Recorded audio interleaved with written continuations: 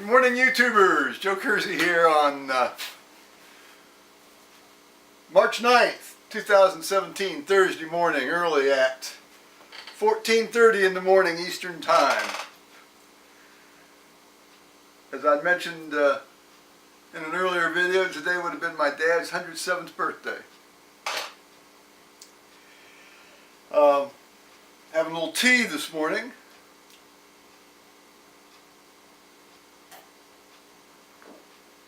We had a very interesting sunrise yesterday. It seems that 3 suns came up. You had this sun coming up.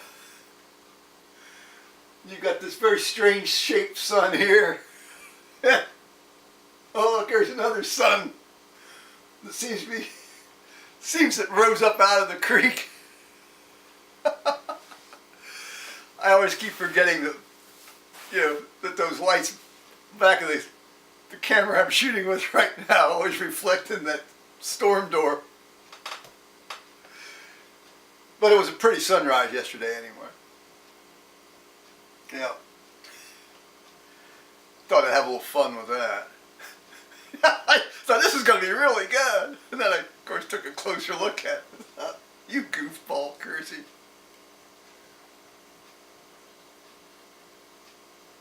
Well, yesterday I had this lunch meeting down at the Red Door Tavern on West 5th Avenue in Columbus, Ohio, with one of the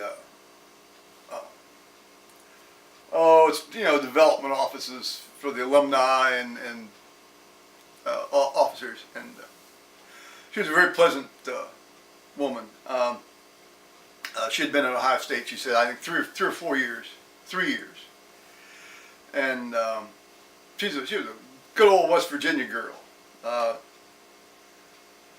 She originally from Huntington, West Virginia, and went to school down in South Carolina. I very much enjoyed talking with her. Got about the 11, and we chatted at about 12:30, so it was very nice. She gave me some goodies. I got this tote bag. Gave me a packet of materials, some of which I already had. And then this very spiffy sort of traveling cup. My son has one similar to it. He really likes his. I'll probably end up using that. And read these, of course. And then I got some of these. I got some Post-it notes, which I always, I don't use a lot of them, but when you need them, you need them. Or, well, they're nice to have. I don't know if you need them.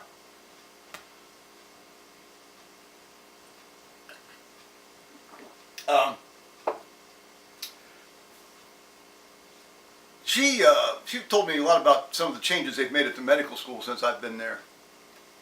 Of course, they went back to a 4-year curriculum some years back. They've changed, they've reintegrated their curriculum. I guess the students are getting some degree of clinical experience at least 1 day a week. She's talked about how they've developed a lot of these simulators that are very, very, very, very high-tech simulators in terms of being able to start IVs, and it's not just the Resusci-Annie CPR dolls anymore. There's a whole bunch of different kinds that they have now. She says they're very realistic. Okay.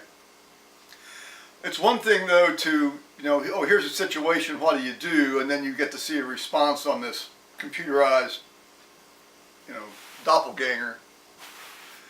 But I defy any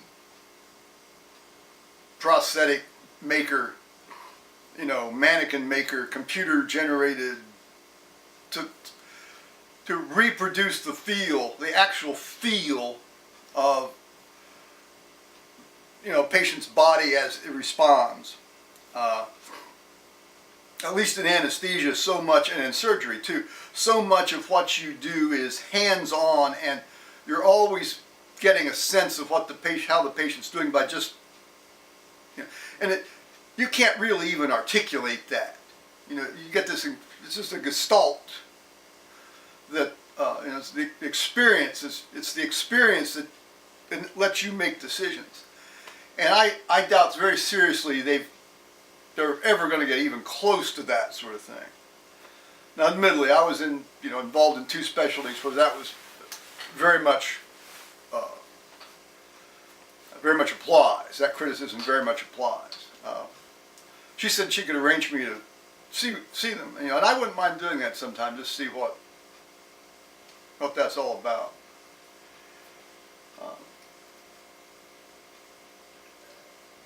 Or she also talked about my donation and things, and what motivated me, and not just for the stuff I gave to the College of Medicine, but to the Ag College as well. I knew tuition had gone up, but I didn't know how high. She said that the tuition, just tuition, no fees, it doesn't include fees or books or living expenses or any of this stuff. She said it's $40,000 a year tuition, just tuition. My last year at Ohio State in 1975 as a medical student, tuition was $850 a quarter, so $3,400 a year. Now, if it had just gone up by inflation, tuition should be around $14,000 a year now. So between $40,000 and $14,000, that shows you how much it's gone up over inflation. Astonishing, astonishing. She says the amount of debt that the students are graduating with, well, a lot of them are graduating with upwards of $200,000 in debts.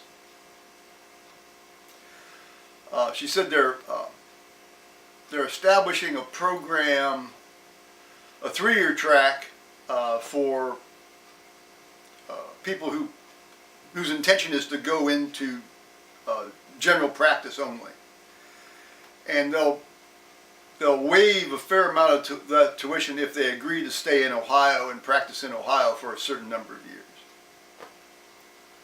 or stay at the university and staff their family practice clinics, their general practice clinics.